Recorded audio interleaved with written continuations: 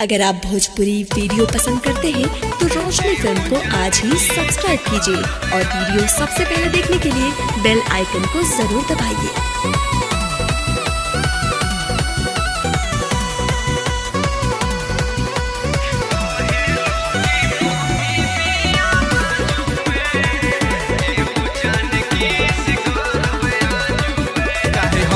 मिजाज गबड़ाइल बरे तोहे देखी के मन गरमाइल बरे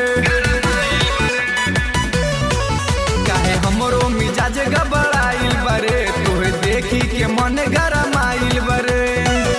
कहे लोग के मम्मी बिया बाजू में एगो जान किस करब आजुए कहे लोग की मम्मी बिया बाजू में एगो जान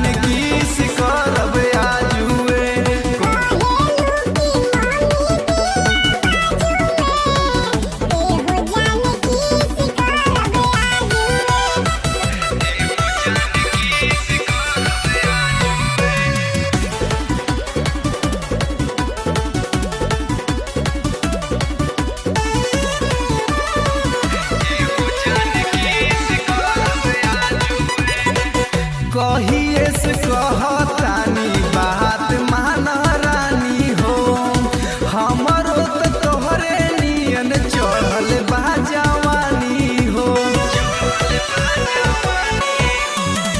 कहिए से कहतानी बात मान रानी हो